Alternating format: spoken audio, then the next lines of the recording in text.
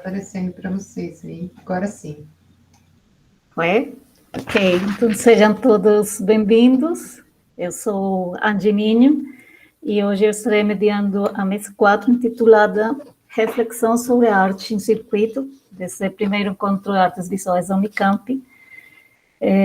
Então, dou a bem-vinda para todos que estão aqui, para os participantes, e esperamos que este seja só o início de muitos encontros mais.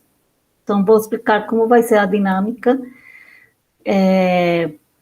Primeiro vão ser apresentados os vídeos dos participantes, será um total de 30 minutos aproximadamente, e depois disso abriremos para o debate.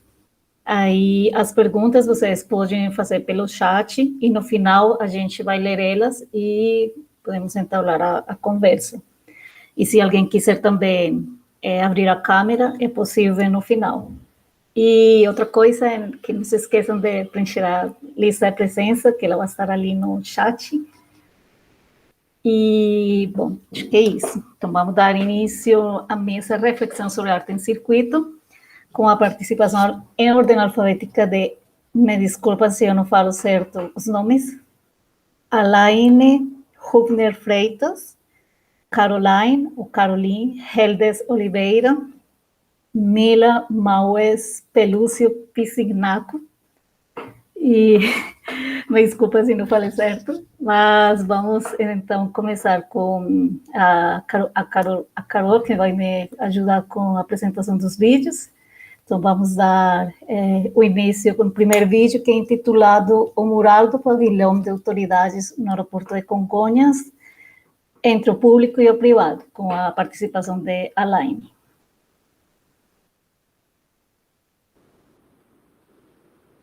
Olá, meu nome é Aline. Irei relatar os principais pontos da comunicação, o mural no pavilhão de autoridades no aeroporto de Congonhas entre o público e o privado.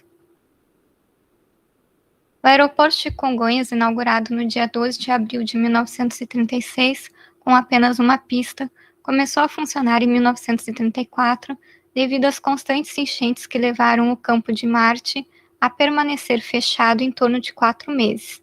Em 1940, teve início a obra das 3 pistas. Além disso, o governo do estado de São Paulo integrou novas áreas complementares ao terreno do aeroporto.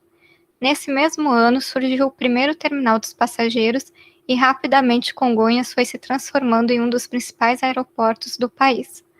No ano de 1947, o arquiteto Hernani Duval Penteado detalhou seu projeto para a construção de um novo terminal de passageiros com a finalidade de aumentar a sua capacidade.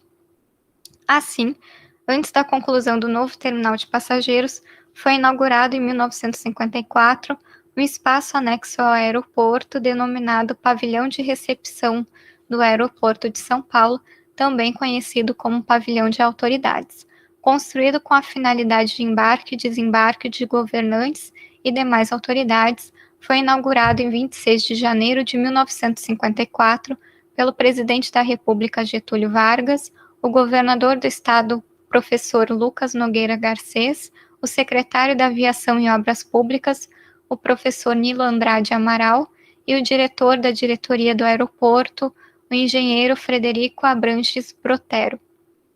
Considerando a importância histórica das obras artísticas no aeroporto de Congonhas, pretende-se analisar o processo da encomenda do mural realizado pelos artistas Clóvis Graciano e Emiliano de Cavalcante, a partir do convite do prefeito da cidade de São Paulo, Jânio Quadros. Inicialmente, as tratativas para a realização desse mural ocorrem por meio de Adolfo Vaz de Arruda, diretor-gerente da Sociedade Construtora e Pavimentadora, Conspave. A carta foi destinada a Clóvis Graciano, a fim de comparecer ao escritório da empresa para tratar de assuntos concernentes à pintura decorativa do pavilhão de recepção a autoridades no aeroporto de Congonhas. Após essa solicitação, Adolfo Vaz de Arruda envia uma nova carta para Clóvis Graciano, com as normas elaboradas pelo engenheiro e arquiteto Hernani Duval Penteado, autor do projeto, para estudo da pintura do painel do pavilhão de recepção de autoridades. Diante disso, Os artistas de Cavalcante e Clóvis Graciano realizaram um projeto com o objetivo de apresentar a temática e composição do futuro mural. A maquete foi de autoria do Clóvis Graciano. Segundo os artistas, o mural compõe-se de 3 grupos. No primeiro plano, sem solução de continuidade, a representação do céu, terra e água seria um lugar indeterminado, ideal, composto com formas e cores que se destinam a dar profundidade e, na medida do possível, dissipar a parede. O grupo central, composto de 9 figuras, representa a hospitalidade, a alegria de receber. O grupo da direita do observador, com 4 figuras, e o da esquerda, como 6 figuras, são, respectivamente, 2 fases essenciais na vida do homem: é o trabalho e o divertimento. Uma cena de colheita de café, principal produto local, e uma dança popular também são representados. A realização dos murais foi divulgada na reportagem intitulada Painel Conjunto de Cavalcante e Clóvis Graciano em Congonhas, no jornal O Estado de São Paulo, que relata o mural do aeroporto está sendo feito a 4 mãos. Além disso, apresenta uma imagem do projeto desse novo mural. O lado esquerdo do painel foi confiado a de Cavalcante e o direito a Graciano. O lado esquerdo representa o crescimento da capital, em figuras rijas de trabalhadores em construções de operários, tendo por fundo os arranha-céus da cidade. No centro, os operários se fundem com os trabalhadores do campo, os colonos das fazendas pintados por Graciano. Então, a parte esquerda seria a composição do de Cavalcante e a parte da direita de Clóvis Graciano. A assinatura deles fica no meio do mural. E o Clóvis Graciano, então, representa essa parte do campo. Tendo por fundo ruas de cafezais, a composição evolui à direita para um grupo de colonos e lenhadores.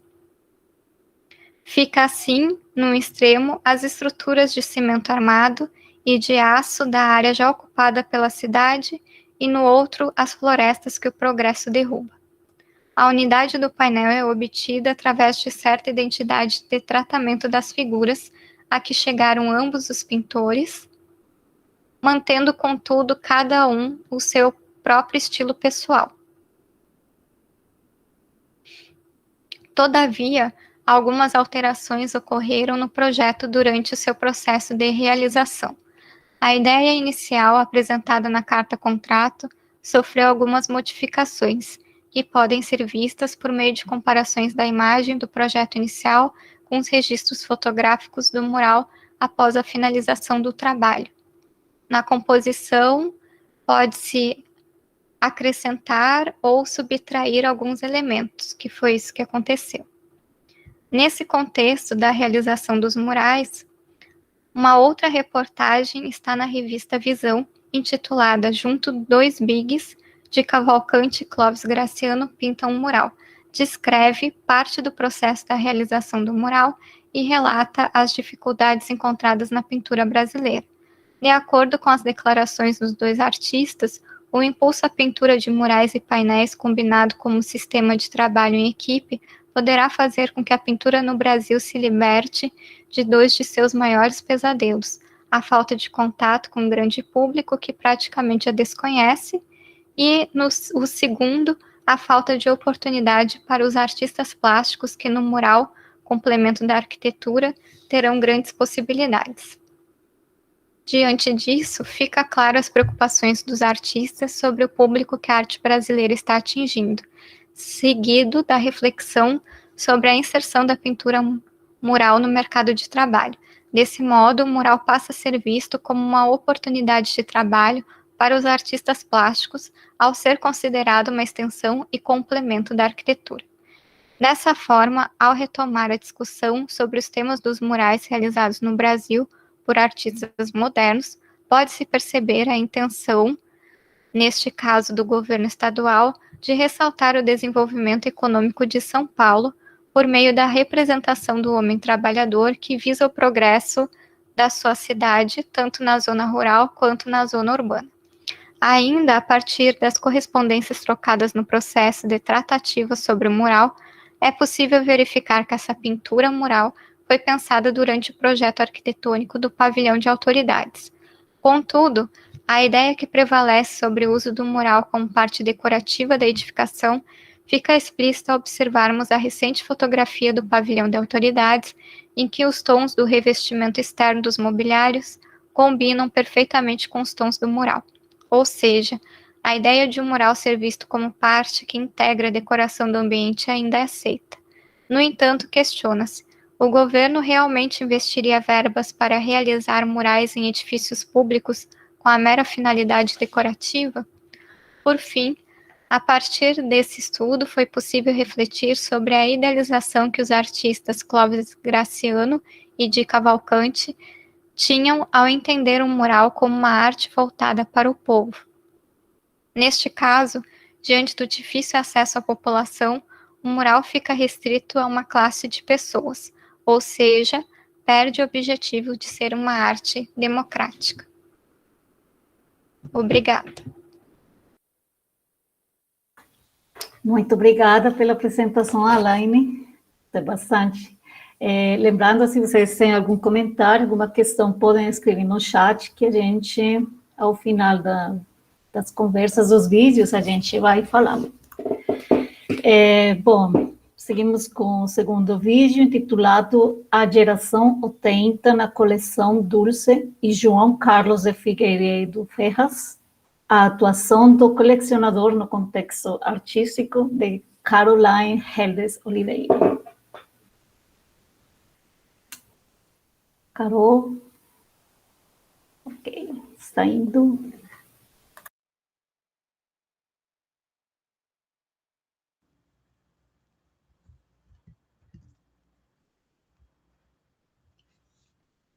Olá, meu nome é Caroline e eu vou apresentar brevemente minha pesquisa de mestrado, que ainda está em andamento, e que se configura na linha de História, Teoria e Crítica de Arte. O título da minha pesquisa é A Geração 80 na coleção Dulce e João Carlos de Figueiredo Ferraz, a atuação do colecionador no contexto artístico, em que eu proponho um estudo da influência do colecionismo, e nesse caso dessa figura do colecionador, no circuito de arte no qual ele atua. Então eu vou utilizar um conceito de sistema da arte, que foi apontado pela Maria Amélia Bulhões, no qual ela define como um conjunto de indivíduos e instituições que atuam em interação. Então a gente pode falar, né, de artistas, galerias, colecionadores, museus, marchands, e que são responsáveis não só pela produção, divulgação e consumo, mas pela própria legitimação dessa arte para toda a sociedade no qual o sistema está inserido. Então, para isso, eu elegi um recorte histórico, que é os anos 80, né, a década de 80, e um objeto de estudo que é a coleção Dulce João Carlos de Figueiredo Ferraz. E aí, dentro desse acervo, eu ainda vou trabalhar com enfoque nas obras que foram produzidas por artistas que ficaram conhecidos como Geração 80. Então, esse período foi marcado como uma espécie de retorno da pintura no Brasil, e especialmente na produção de jovens que saíam das principais escolas de arte do eixo Rio-São Paulo, né? Que é a FAAP em São Paulo e o Parque Lage no Rio. E esses jovens tiveram muita visibilidade já logo nos primeiros anos de atividade, sempre foram associados a um momento de muita efervescência nas artes visuais, né? Também uma questão de abertura política que possibilitou muita liberdade. Então, um momento de expansão e profissionalização de todo o sistema da arte, mas especialmente, se a gente for olhar, do mercado de arte nacional, que vai, né, se expandir para absorver esses artistas quase que imediatamente, e que é também um fenômeno que me interessa muito. Então, eu escolhi a coleção por ela ser reconhecida por uma representatividade da produção artística nesse período, até mesmo por uma espécie de identificação geracional dos colecionadores, porque eles fizeram a primeira aquisição em 82 de uma obra do Jorge Guinle, que é esse aqui, que foi depois, né, considerado um dos grandes nomes dessa tal da geração 80, e que passam então a acompanhar a trajetória, né, desses artistas. Então, eu separei aqui uma citação da Estela Teixeira de Barros, que foi curadora da primeira exposição da coleção numa parceria entre o MAN do Rio e o MAN de São Paulo. E aí no catálogo ela vai definir, então, né, constituindo-se de um significativo número de trabalhos de artistas brasileiros e estrangeiros, no primeiro momento mais brasileiros, na verdade. A coleção ilustra um momento importante na consolidação de um circuito de arte no Brasil a partir dos anos 80. E mais, é ela mesma um dos vértices dessa articulação e construção desse processo. Então, né, desde a primeira exposição da coleção, ela já tem essa visibilidade e esse ar de representatividade, né, desse período. Então, eu separei alguns exemplos, né, dos artistas que podem ser citados, colocados como geração 80, né? Aqui são alguns dos participantes da exposição que ficou conhecida, né, por nomear essa geração, que é Como Vai Você Geração 80, em 84, lá no Parque Lage. E aqui eu coloquei alguns dos nomes, né, que participaram dessa exposição e que estão representados com obras na coleção. Eu trouxe também algumas obras específicas para a gente ver. Então, Leonilson. Essa é uma tela bem simbólica, né? Sem chassi, que era uma coisa muito, muito comum naquela época, né? Os artistas faziam e enrolavam as telas. E ela continua assim até hoje. Essa é uma obra da Leda Catunda já com tecidos, né? Apesar dela seguir uma tendência bidimensional, ela já trabalha com tecido estampado, né? Uma mistura ali, tem um tecido mais rendado. E esse tecido com os barquinhos, uma obra de 88. Daniel Senise, também uma obra de 88, uma pintura. Nuno Ramos, esse é um dos integrantes da Casa 7, né? Então a Casa 7 tem o Paulo Monteiro, o Fábio Miguez, o Nuno Ramos, o Carlito Carvalhosa e o Rodrigo Andrade. Todos eles estão representados, né, na coleção Figueiredo Ferraz, alguns com um número mais significativo de obras. No caso do Nuno Ramos, são 15 obras de arte na coleção, de diversos períodos, né? Não só dos anos 80. O Fábio Miguez, mesma coisa, se eu não me engano, são 14 obras representadas na coleção, também de diversos períodos, né? Não só dos anos 80. Então, os colecionadores passaram a atuar, né? Participar desse circuito, não só a partir da compra de obras de arte, o que já caracteriza uma atividade muito importante, se a gente pensar nessa movimentação, fomentação desse mercado, mas também acabaram estabelecendo relações de amizade com críticos, galeristas e artistas, participando de conselhos de instituições importantes, né? Posso citar o MASP, o MAN, a Pinacoteca do Estado de São Paulo. Então, a coleção cresceu muito nos seus 40 anos de existência e foi institucionalizada em 2011 com a criação do Instituto Figueiredo Ferraz em Ribeirão Preto. Hoje, a coleção conta com cerca de 900 obras catalogadas, das quais 168 foram produzidas, né, nos anos 80. Eu separei aqui algumas fotos das exposições que foram feitas no Instituto Figueiredo Ferraz.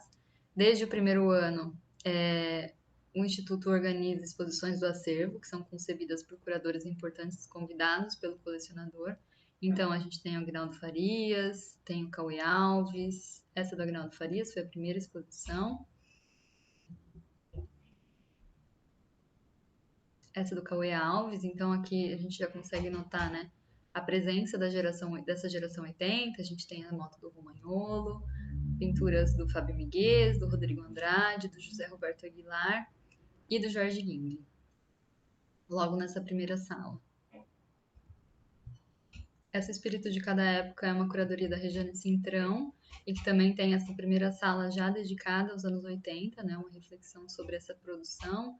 Então, a gente tem as pinturas do grupo Casa 7, né, do Paulo Monteiro, Fábio Miguez, Nuno Ramos, Carlito Carvalhosa.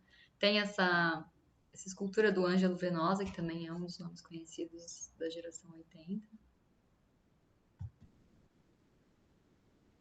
Então, tudo isso acaba contribuindo para reafirmar o valor desse acervo e das obras de arte que fazem parte, né, dele para a história da arte brasileira. Em 2017, o João Carlos foi chamado para assumir a presidência da Fundação Bienal de São Paulo e participou da realização da 33ª Bienal de São Paulo, que também acabou atraindo muita atenção para o Instituto Figueiredo Ferraz e, né, consequentemente, para o acervo.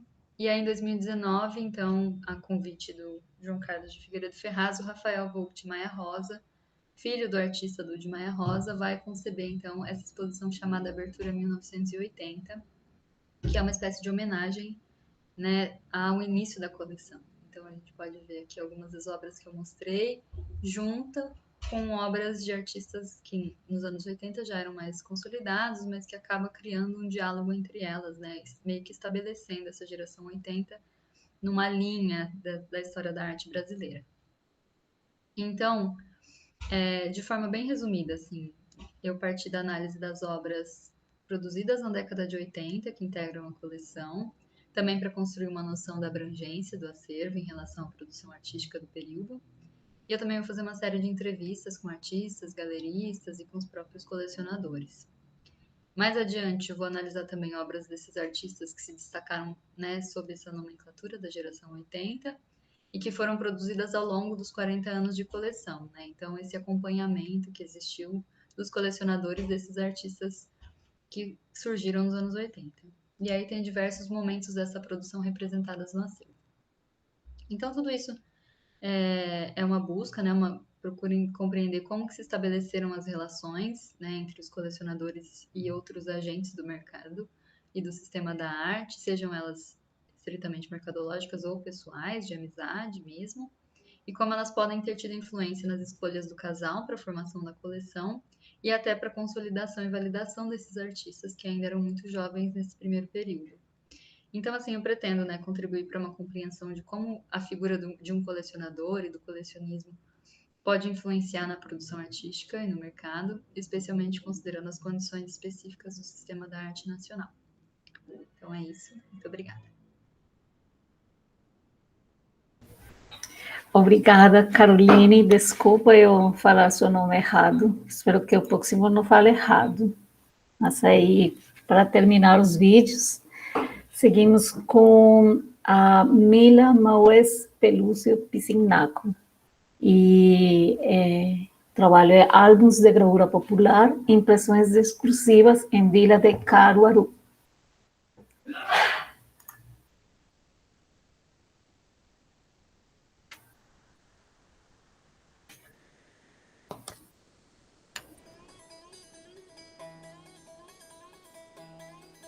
Olá, eu sou Mila, doutoranda em Artes Visuais na Unicamp, em cotutela com a Universidade Sorbonne Nouvelle.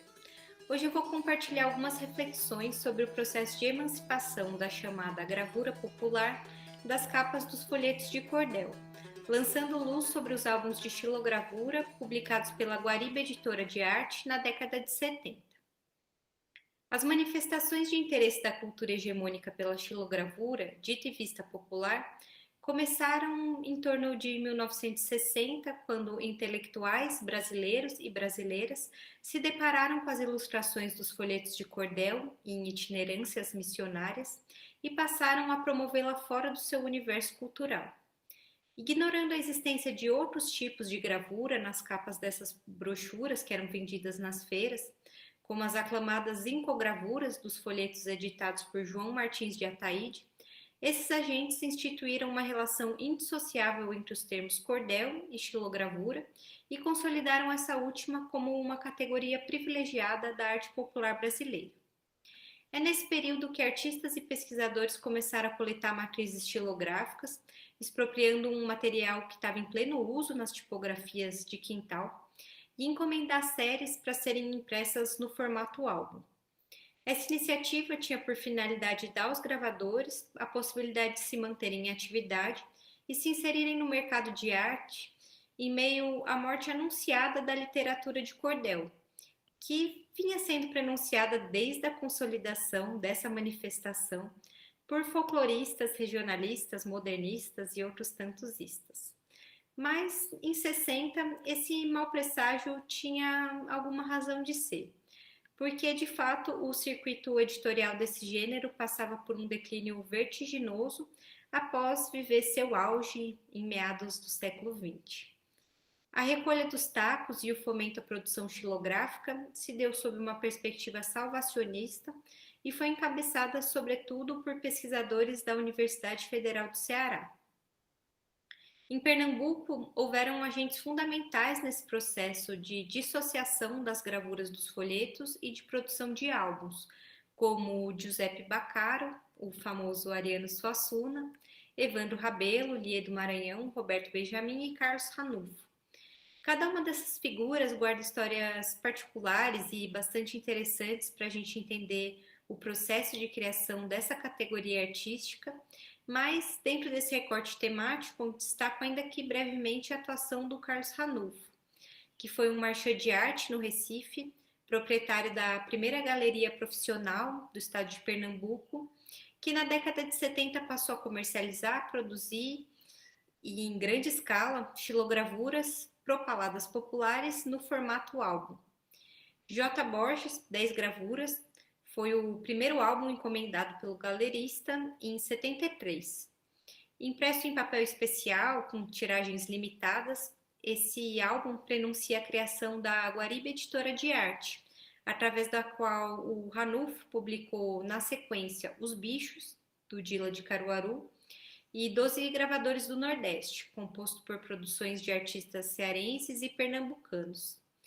Esses álbuns, materializados em 74, inauguraram uma grande exposição dedicada a esse gênero e representam a consolidação de um processo que vinha se desenvolvendo desde 60. O descolamento da estilogravura do folheto de feira para outros suportes e, consequentemente, para outros espaços de circulação, os quais implicam um outro público. O historiador da arte Everardo Ramos, que segue na bibliografia desse vídeo, analisa que nesse processo de promoção desse tipo de gravura foi definida não só uma nova categoria de arte, mas principalmente as formas como essa arte deveria se estabelecer. Isso porque os marchands que encomendavam os álbuns selecionaram um repertório temático bem localizado para essas publicações. Animais fantásticos ou locais, paisagens e personagens regionais, Lampião e Padre Cícero, por exemplo, cenas cotidianas da vida sertaneja e cenas bíblicas. E também demonstraram predileção por gravuras com formas plásticas esquemáticas, com ausência de texturas e perspectiva, compreendidas como dignas de representar o popular. Isso explica o apagamento de muitos nomes de xilógrafos da historiografia dessa produção e a projeção de outros. O midiático J. Borges, que inclusive teve Ranulfo como seu marchand, é exemplar do sucesso da definição dessa categoria. Coloco algumas perguntas para a gente pensar sobre esse tema. Por que assuntos de gêneros aclamados pelo público da literatura e da gravura popular, como o romance, desapareceram nas obras produzidas para outros suportes? Por que as gravuras com proporções consideradas mais acadêmicas foram excluídas dos álbuns? Por que a zincogravura e a linoleogravura, amplamente utilizadas nas capas dos cordéis, foram preteridas? Com base em que critérios essas escolhas foram feitas? Essas escolhas, que dão a ver uma xilogravura genuinamente popular, foram orientadas por critérios estéticos das elites e respondem a uma agenda intelectual específica, que atende a um projeto identitário nacional de longa data que objetivou delinear contornos para esse país amorfo, recuperar memórias e sentidos de uma nação expropriada por violências sistêmicas, naquele momento pela ditadura militar. Esse nacional seria engendrado pela subtração de tudo aquilo que apontava para referências consideradas não nativas, como as mencionadas histórias de romance, as técnicas de impressão relacionadas com a Revolução Industrial e as referências estéticas do meio hegemônico. Ao eliminar concreta e metaforicamente as nuances da xilogravura, esses marchands acabaram desconsiderando a complexidade inerente às culturas denominadas populares. Fragmentárias, heterogêneas, frutos de interações produtivas e conflitivas entre as categorias erudito, popular, massivo. A construção dessa iconografia do nacional, informada pelo local, que reatualizava o regionalismo de 30, compõe o processo de criação de uma unidade imagético-discursiva sobre o Nordeste, aquele da seca e da fome, árido de muita coisa, sustentado por tradições estanques responsáveis por apagar sua multiplicidade e seu desenvolvimento. Nesse Nordeste, em muitos prefácios dos álbuns associados ao medievo, as condições de vida inclementes são superadas por meio de uma religiosidade católica profunda e pelo humor anedótico do seu povo. Esse retrato, promovido por meio dos álbuns e das exposições de estilo, de tons armoriais, colaboraram para a produção de um arquivo de imagem símbolo dessa região, propício para literatura, cinema, novela e até cenário do Big Brother Brasil. Um arquivo regido por sistemas hierarquizantes que tornam operativas as relações de poder e subsidiam a manutenção de desigualdades regionais e de classe. É evidente que os álbuns e as exposições de estilogravura promovidas entre 60 e 70 corroboraram a veiculação de reducionismos e anacronismos e envolveram processos predatórios, que não podem ser minimizados. Mas é imprescindível considerar que os contatos fronteiriços entre agentes de diferentes campos das artes trouxeram algumas contribuições, dentre as quais eu sublinho. O alargamento do que é e não é arte, do que merece ser incluído ou excluído da narrativa oficial.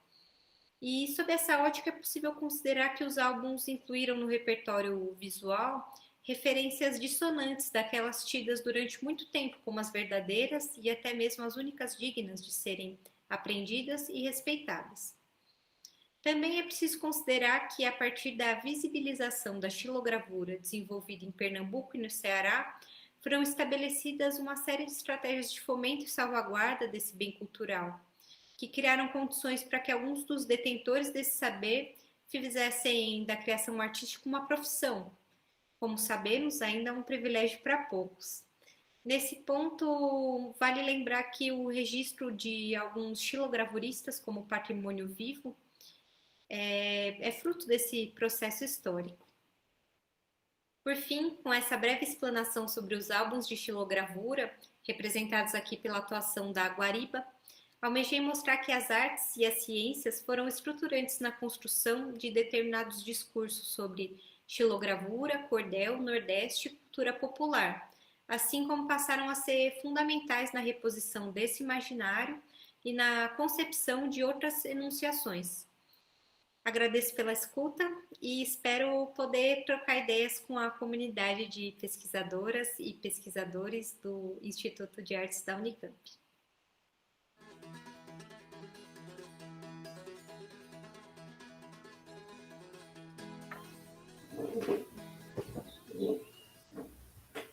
Muito obrigada, Mila, pela apresentação. Com certeza, vamos sim fazer comentários, perguntas, conversar com todos os que estão presentes agora. Tem uma pergunta para a Caroline, da Maria Hilda. Você quer ler, Maria Hilda? Posso ler? Você quer falar? Ok. Ela pergunta, Caroline, pelas imagens que você mostrou, notasse um predomínio de pintura na coleção. Você tem informações sobre outras formas artísticas para além da pintura e da escultura nessa coleção? Ou ela é mais focada em pintura mesmo? Aliás, eu ia fazer esse comentário porque também percebi que a pesquisa vai em torno da pintura e acho que talvez ele ia ter uma linha, uma pesquisa sobre um pensamento pictórico ali. Oi, Hilda, pessoal. Então, para responder a pergunta bem brevemente, na verdade, no início da coleção, a gente nota uma preferência pela pintura, mas também tem muito a ver, eu acho, com o retorno da pintura nos anos 80, né? Então, os jovens dos anos 80 fizeram muita pintura, teve esse retorno, então o mercado acabou, né, oferecendo muito, tendo muita oferta de pintura, e a princípio também o colecionador começou a comprou, fez a sua primeira aquisição, pensando em decorar a própria casa. Ele ainda não tinha uma ambição de ser um colecionador, de ter um conjunto tão abrangente. Então, nesse início dos anos 80, a gente nota uma preferência pela pintura, apesar da gente ter esculturas. Então, nessa exposição da Abertura 1980, a gente tem esculturas da Iole de Freitas, que é uma escultura de mais de 2 metros, eu acho, que já tem uma dimensão bastante considerável. Tem o chicote da Ana Maria Tavares, que também é geração 80, mais voltada para a escultura. Eu tinha até anotado aqui as outras esculturas, porque eu vi a pergunta. A gente tem a Amilcar de Castro, também produzida nos anos 80. O Ângelo Venosa, né, que eu mostrei em uma das exposições, que é uma escultura de gesso. Tem Franz Weismann, que é uma escultura de metal vermelha também. Tem Sérgio Camargo, que é uma escultura de mármore. Então, todas produzidas nos anos 80 também, apesar da prevalência da pintura, do desenho, do bidimensional, a gente tem alguns exemplos consideráveis de escultura. E depois dos anos 80, né, o que vem sendo adquirido depois, tem muitos outros suportes, até vídeo, instalação, performance. Ele vai expandir, né? Eu acho que também tem muito a ver com o desenvolvimento do olhar, da relação dele com as artes visuais. Ele vai passar a adquirir coisas em outros suportes e outras dimensões que são bem consideráveis e que hoje estão no Instituto Figueiredo Ferraz. Acho que é isso. Obrigada, Carolina. Eu vou fazer as perguntas conforme vão escrevendo, sabe? Seguir ali uma ordem. A Sônia está perguntando para a Aline. A pintura mural é amplamente usada na arquitetura modernista brasileira desde a década de 30, sendo o Portinari o nome mais corrente. Minhas perguntas: como foram definidos os dois artistas responsáveis? Ele fala, entre parênteses, desculpe, não tenho certeza se abordou isso na sua fala. E acho que a seguinte pergunta é: o nome de Portinari não foi levantado para esta produção. Ele diz, já que estava tão em voga. Aline? Aline. Então, boa tarde a todos, obrigada pela pergunta. Primeiramente, eu gostaria de pontuar, então, sobre o Portinari, depois falar um pouquinho sobre o Clóvis Graciano e o de Cavalcante, que eu abordei na comunicação e no vídeo. Então, sim, o Portinari era um nome muito conhecido desde a década de 30, então ele iniciou com o Ministério da Educação e Saúde, que foram um dos primeiros trabalhos que ele fez murais. Então, ele era convidado pelo governo para realizar essas pinturas.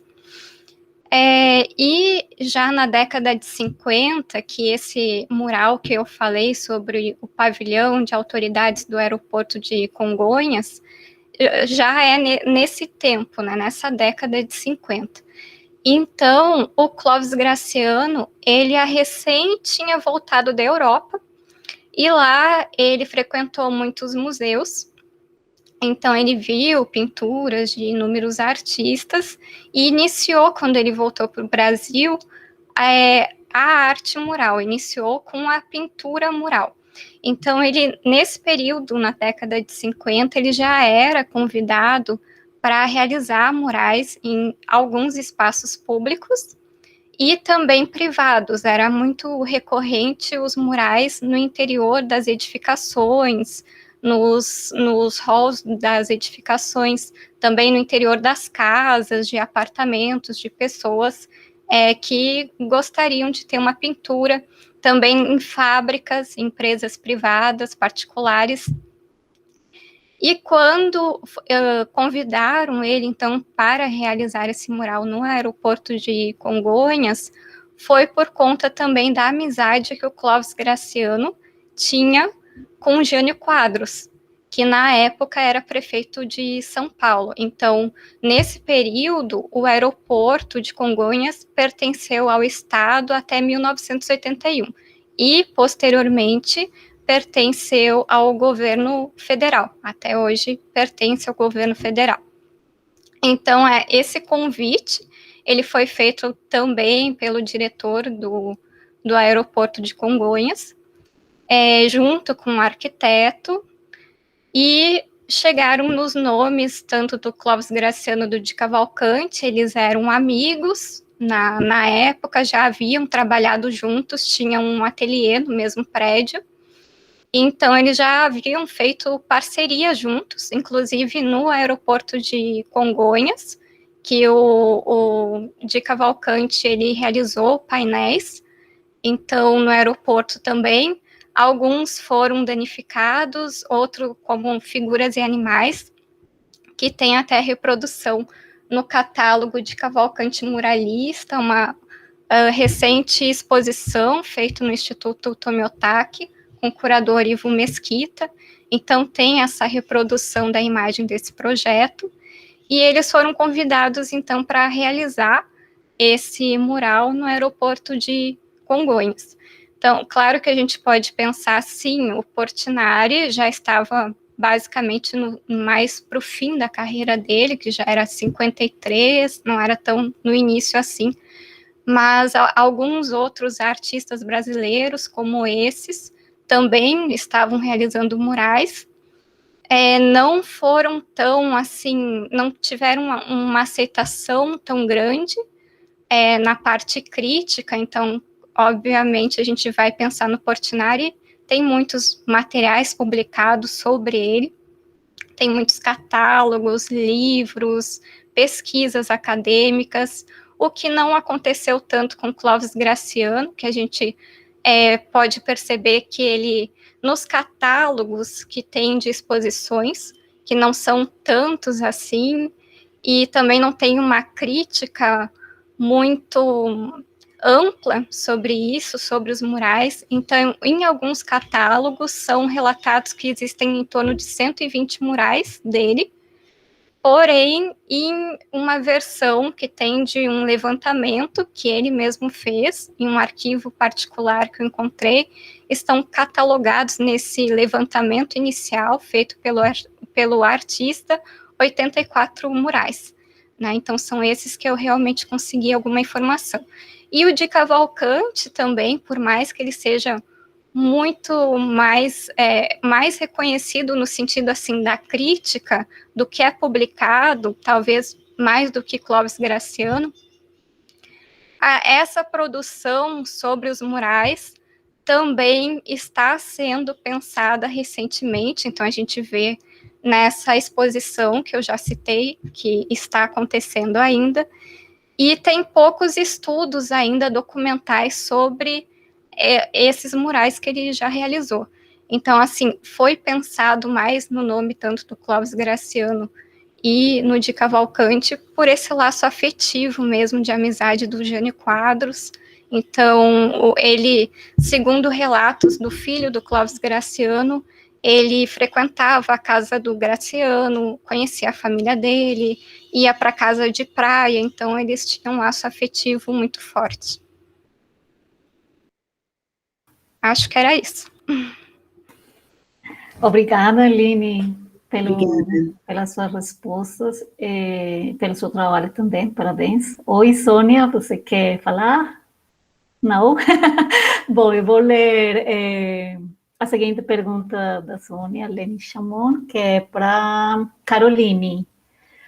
A recente morte de Figueiredo Ferraz mudou algo do Instituto ou ele não estava mais à frente?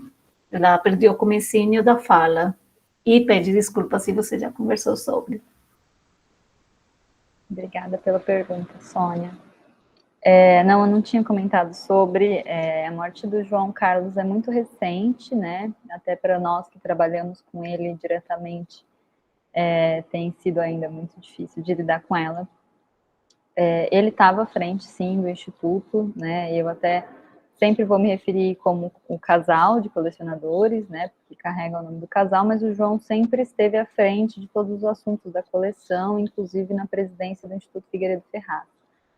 Então, ele estava afastado há um tempo, já por motivos, né, de problemas de saúde, então a gente já estava sem ele à frente do Instituto há algum tempo, e a Dulce vinha, então, tomando conta, mas agora, né, com o falecimento dele, a Dulce assume oficialmente o Instituto Figueiredo Ferraz, e a princípio não muda nada, né, nós vamos completar 10 anos agora de Instituto, e estamos montando as exposições de 10 anos. Eu até no início pedi desculpas, porque às vezes vai ter um barulho aqui de fundo, de furadeira, né, coisas de montagem, mas acho que, em geral, a equipe do Instituto encarou como uma espécie de missão assumida, assim, de levar adiante esse legado da coleção e do Instituto, especialmente, né, eu fazendo parte do programa educativo, coordenando essa parte educativa, levo como uma missão, assim, de realmente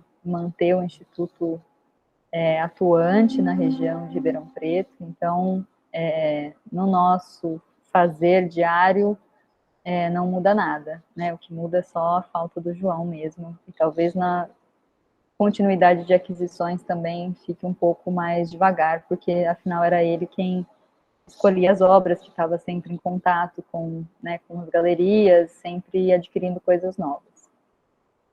Mas acho que o Instituto segue, acho que é isso. Obrigada, Caroline, pela sua resposta. O Cássio está perguntando para a Caroline.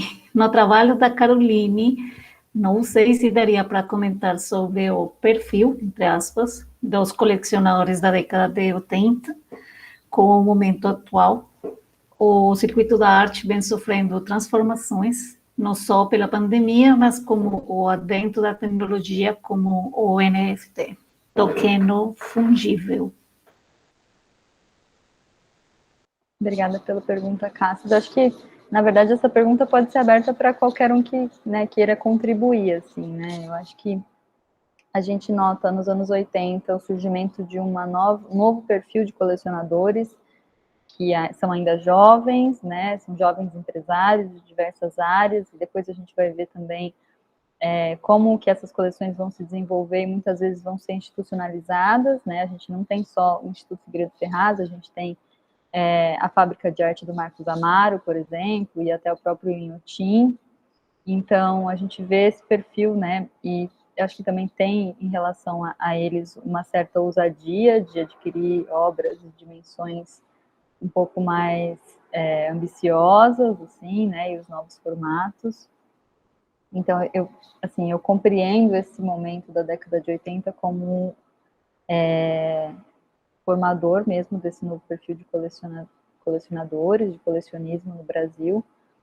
E agora, com o advento da NFT, eu acho que, né, a gente vai passar por um momento aí de euforia em relação a isso. Acho que muita gente vai arriscar e vai comprar, mas acho que a gente vai precisar de um certo distanciamento temporal para conseguir realmente compreender se essa nova plataforma vai se estabelecer mesmo ou não. Fico sempre pensando em relação ao perfil do colecionismo como pessoas que têm uma ligação muito afetiva com esses objetos, né? Especialmente com a minha experiência aqui com o João, que era uma pessoa muito ligada às obras que ele adquiria, e fico pensando se os colecionadores têm esse desapego, né, atual para adquirir NFTs, são obras que eles não vão realmente possuir, né, material, assim. Então eu fico me perguntando como que isso vai acontecer, mas acho que é uma questão para todos nós.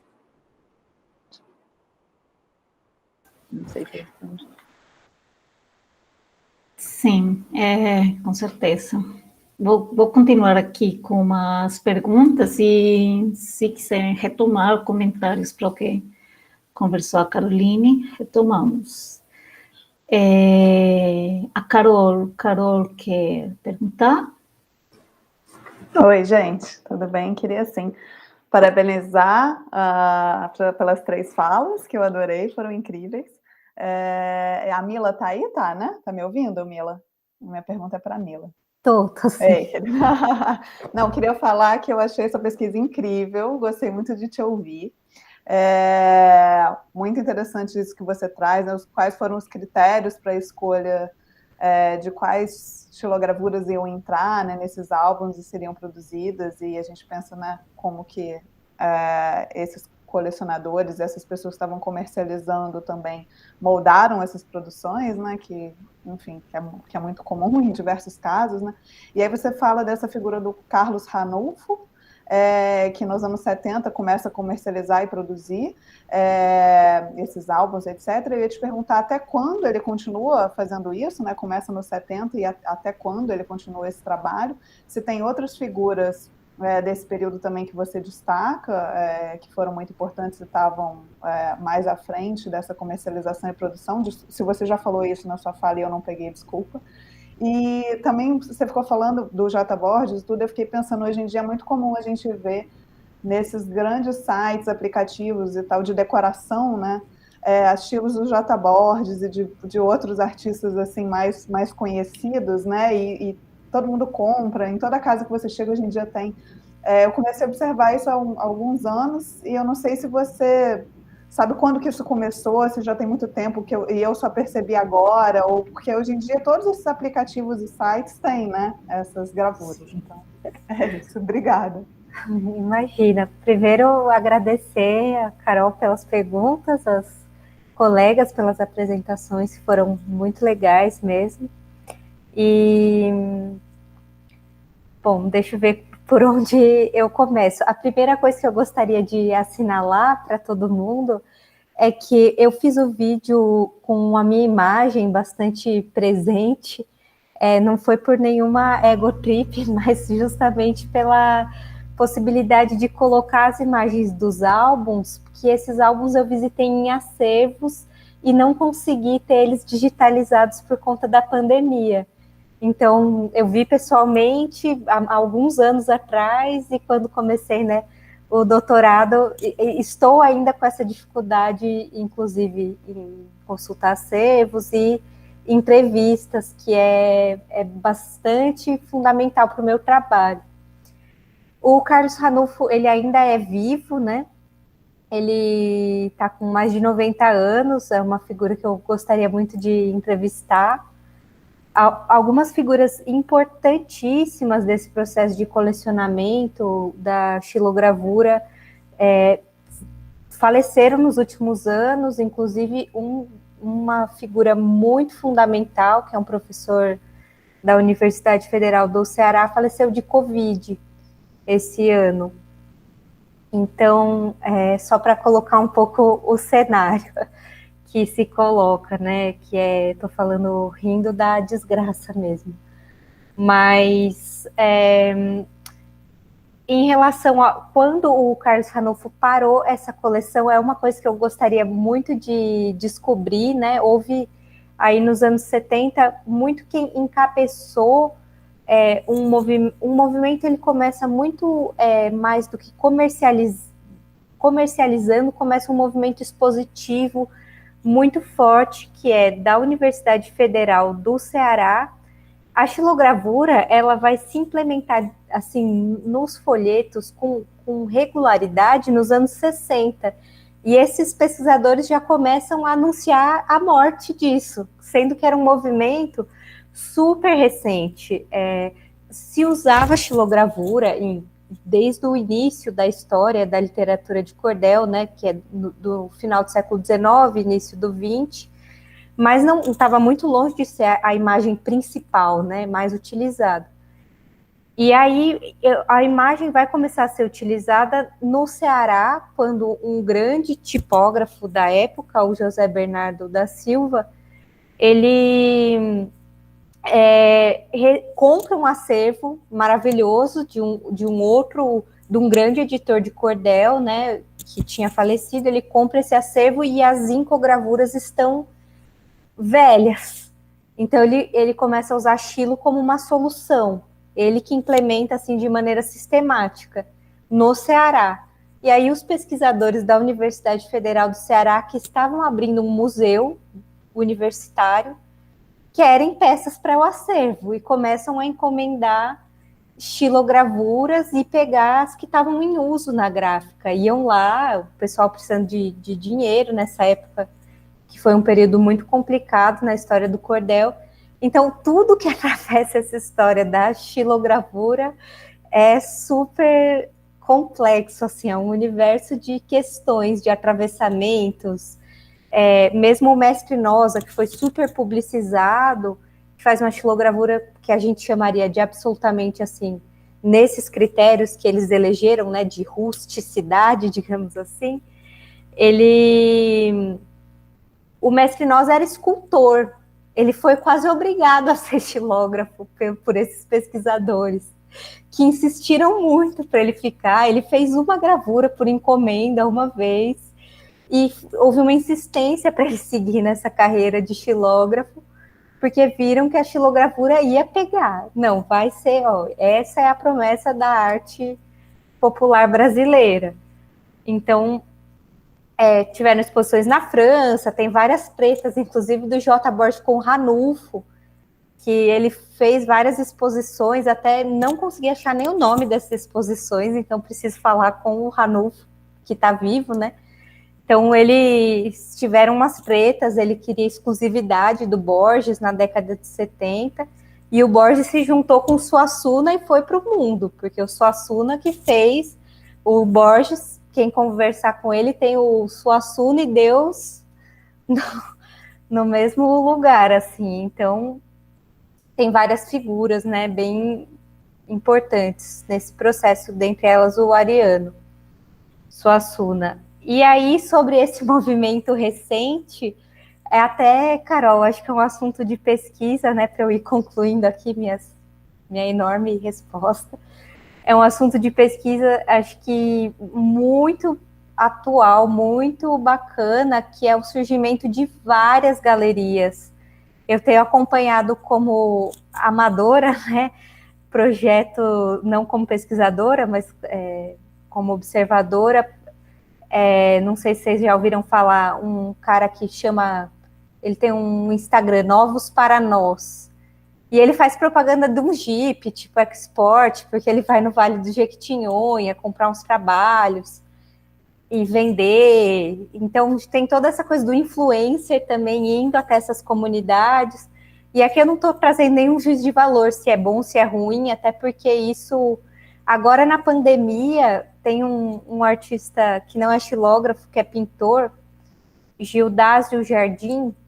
Ele foi uma galerista estadunidense, brasileira, que mora nos Estados Unidos, começou a comercializar o trabalho dele. Então, até ontem ele era um artista desconhecido no Jequitinhonha, ele apareceu na Fátima Bernardes, e agora as pinturas dele estão sendo vendidas por... Eu ouvi dizer, né, que ele já vendeu pintura por R$20 mil. Então, assim, acho que coisa que ele não almejava ganhar em um ano de trabalho. Então, é um campo muito novo, tem, assim, um pessoal do Ceará que trabalha com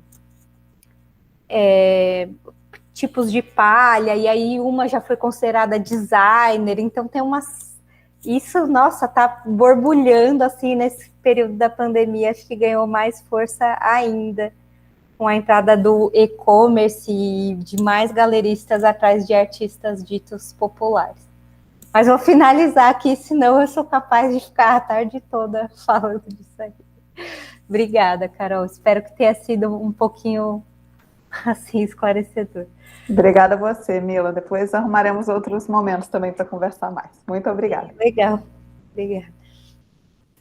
Obrigada, Mila. Obrigada, Carol, pela pergunta também.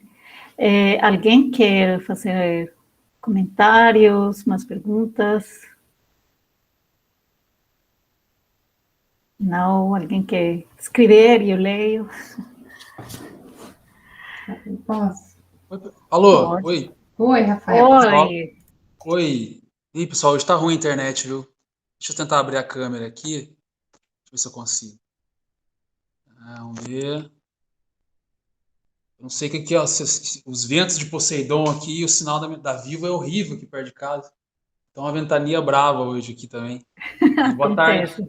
Boa tarde, Rafael. Boa tarde. Não, aqui eu fiquei pensando em várias coisas, né? Deu uma travada assim umas horas na fala das colegas, mas teve uma fala, acho que da Carol, que me despertou um pensamento sobre o sistema das artes. Acho que ela usou esse termo, né? Sistema das artes, da autora que ela usa, que eu acho que é Maria Bulhões, né, Carol? E me remeteu muito ao termo da Anne Coquelin, daquele livro Arte Contemporânea, né? Que também é um livro que acho que muitos de vocês conhecem. em que a Anne Coquelin também vai usar o mesmo termo sistema das artes para justificar o conceito de rede, né, que ela vai tentar formular no texto dela.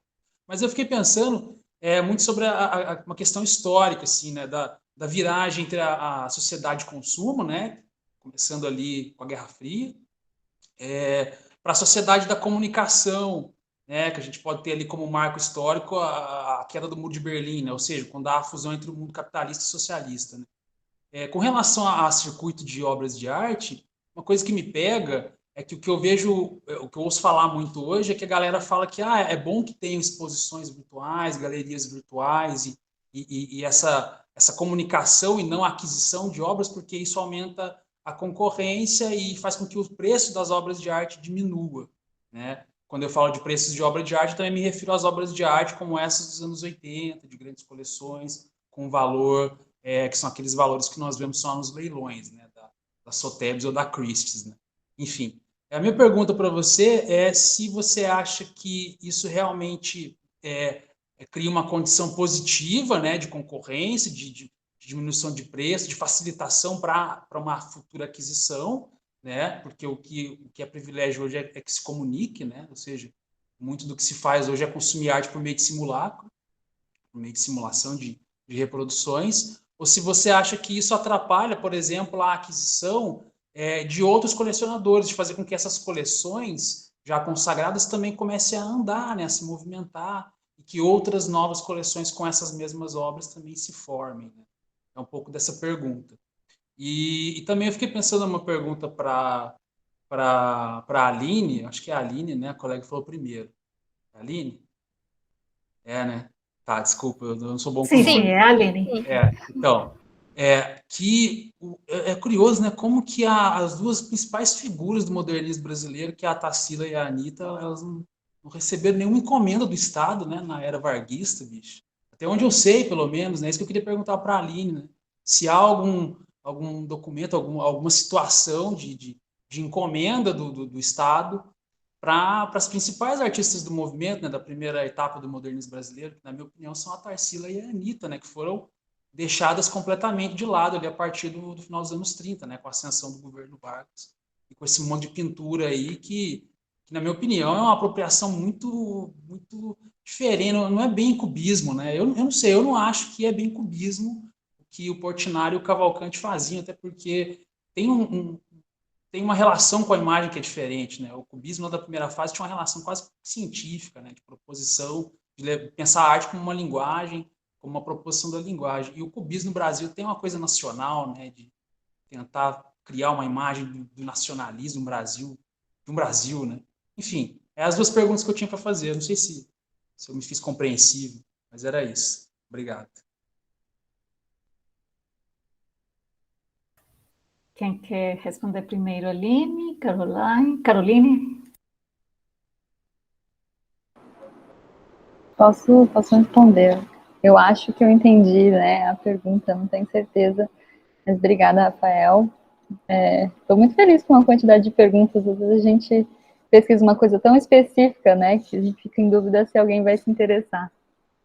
E esse retorno é muito bom. Bom, pensando aí se eu entendi ou não a sua pergunta, primeiro sobre essa questão da Anne Coquelin, né, ela faz realmente esse trabalho de esclarecer um pouco essa virada, né, entre a arte moderna e o sistema no qual ela se estabelece para o da arte contemporânea. Quando ela vai colocar esse conceito de redes, ela vai usar esse termo, sim, que é uma publicação que vem depois, o da Maria Amélia Bulhões, né, a Maria Amélia vai cunhar esse termo pensando no mercado de arte brasileiro, no sistema brasileiro, em 91. Então, ela foi, né, no Brasil, uma das primeiras pessoas que eu encontrei a falar sobre isso, a teorizar esse sistema. E realmente, eu acho que, né, a Anne Coquelin é uma ótima referência para pensar sobre essa questão das redes, de como a questão da comunicação vai se estabelecer dentro do sistema da arte. Então, né, quanto mais aparece, quanto mais se gera polêmica, quanto mais as obras acabam aparecendo o tempo todo, mais elas vão fazer esse mercado girar, mais elas vão valorizar esse artista. E eu acho que pensando na pandemia, com o aumento das exposições virtuais e desse acesso, né, das pessoas a galerias virtuais, a não ter que ir até o museu, frequentar essas exposições, eu não sei se eu tenho uma opinião, se isso é positivo ou não, né? No geral, eu acho que eu poderia dizer como educadora que nada substitui o embate presencial com a obra de arte, né? Então, muito da minha profissão aqui no Instituto, que é ser arte educadora, foi questionado durante a pandemia, né? Eu mesma questionando se fazia sentido uma exposição virtual, apesar da gente ter feito, se o educativo, por exemplo, teria a mesma função, teria o mesmo alcance, né? O mesmo papel quando a gente pensa na possibilidade da impossibilidade de estar diante da obra realmente. Então, eu acho que nisso a gente acaba perdendo um pouco, né? Quando, sei lá, se você acha que vai substituir, você vê uma exposição virtual e você vê uma exposição presencial, eu acho que, claro que pensando na pandemia, é injusto fazer esse tipo de comparação, porque algumas coisas são impossíveis mesmo, né? Mas pensando a longo prazo, assim, eu acho que nada substitui a presença diante da obra, né? A presença da obra.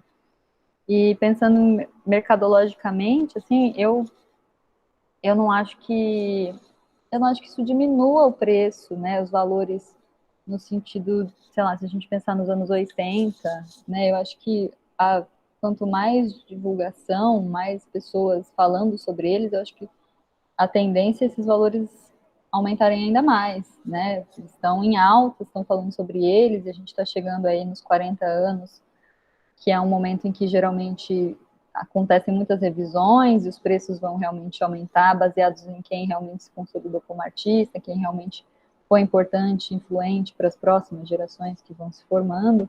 Então, eu acho que a tendência é aumentar os preços, principalmente se a gente pensar na geração 80. Agora, com os artistas que estão surgindo neste momento, assim, eu acho que a visibilidade é uma coisa muito importante. Então, eu acho que nesse sentido, as exposições virtuais vêm para realmente ajudar no sentido de colocar esses artistas no mundo, né, das artes, dentro desse sistema, inseri-los de alguma forma, que era uma coisa que eu acho que era muito mais difícil pré-pandemia, né, antes desse boom das exposições virtuais. Mas acho que é isso. Se alguém quiser complementar, não sei se eu respondi. Sim, então quer dizer que a Bulhões ela cunhou o termo antes da Coquelin, então, só para entender O livro da Coquelin é dos anos 2000, e a Isso, Bulhões vai falar sobre isso em 91, que é a tese de doutorado dela, inclusive. Será que a Coquelin leu, então, a Bulhões? Eu fiquei pensando que durante a sua fala, várias partes do texto da Coquelin me passaram pela cabeça, assim, porque não faz muito tempo que eu li esse livro, né?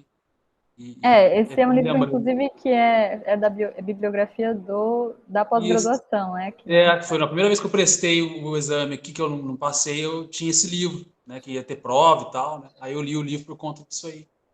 Então, ele é bem popular, assim, eu recomendo para todo mundo que queira, né, uma introdução ali nesse sistema da arte, mas eu não tenho certeza, não consigo afirmar se a Maria Amélia Bulhões é uma referência para Anne Coquelin, mas porque também a França é muito forte na parte de sociologia da arte, nos estudos, né, de sociologia da arte, então tem o Alain Keman também, que é muito importante, não sei se ele vai falar especificamente sobre esse termo do sistema da arte, mas ele também vai trabalhar sobre essa questão da sociologia da arte muito bem, que provavelmente tem um contato, referências entre ele e a Anne Coquelin. Mas não sei dizer com certeza, mas realmente a Bulhões vai falar disso um pouco antes desse livro ser publicado. Beleza, obrigado. Obrigada pela pergunta. Boa tarde, obrigada, Rafael, pela pergunta. Bom, em relação à sua pergunta sobre as mulheres e a Tarsila e a Anitta sobre os murais, né, sobre a produção de murais, enfim. A Anitta, assim, a meu ver, ela produziu muitas pinturas de cavalete, muitos retratos para pessoas influentes da sociedade e não tanto painéis ou murais, né? Então ela não foi esse tipo de produção que ela foi mais reconhecida.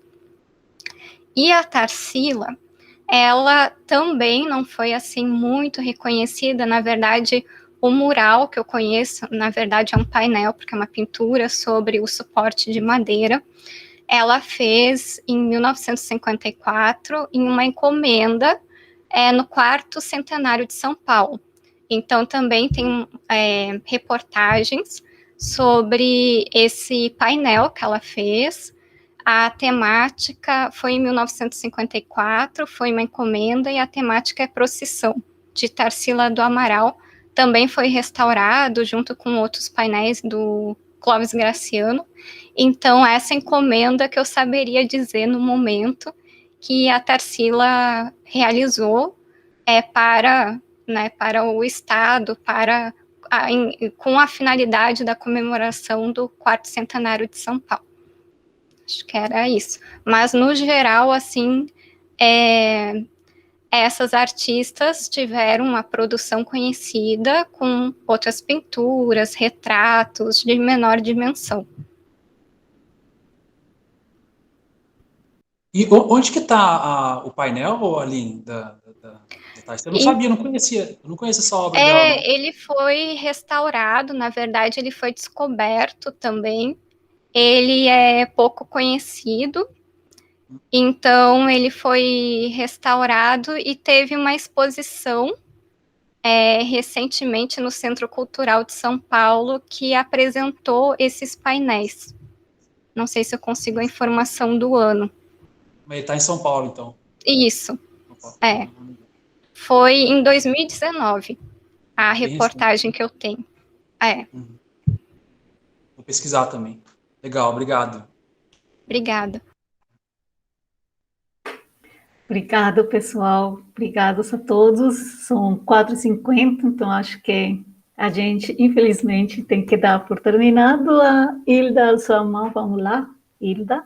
Ai, desculpa, gente, mas só assim, uma coisa que eu notei, que eu achei muito engraçado.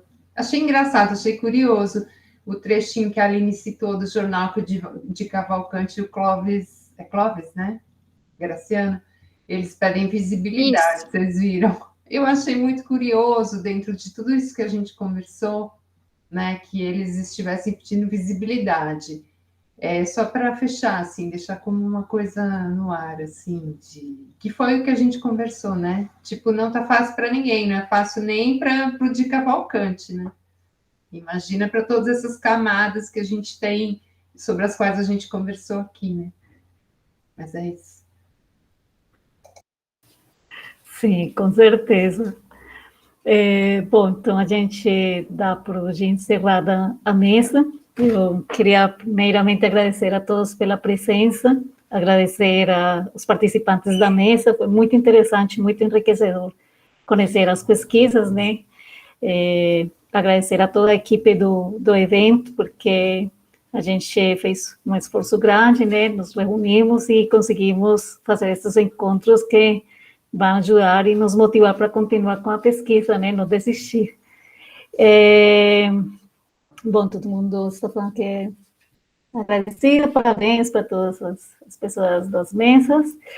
E eu quero convidar vocês para continuar conosco, com nossa programação. Vocês, no chat vai estar o link da programação completa. Amanhã vai ter às 10 horas a conversa sobre pesquisa de arte, que é com artistas, professores convidados. Amanhã será com a Lígia Luffy. Ela trazerá, não sei se fala assim, apresentará o trabalho dela, atual. Ela vai falar também o processo criativo, e a temática vai ser tempos sombrios. Então, é um tema que acho que vai ser bem oportuno. E convido também para visitar a exposição virtual, que você encontra também no chat, não sei se está o link disponível por aí, senão vocês vão encontrar ali na programação também, e continuar com as mesas, né, que vai ter também o dia inteiro, vamos até sexta. Lembramos também que as apresentações que são exibidas, elas vão estar disponíveis no site do IA, e no YouTube, né? Então, acho que é isso. Muito obrigada por tudo e espero vocês amanhã. Tchau, tchau. Obrigada, pessoal. Obrigada. Tchau, tchau. Tchau, gente. Vamos encerrar a gravação? Quem que está gravando? Você está sem microfone, Hilda. Obrigado, pessoal. Nossa, estamos quase, né? Somos a metade.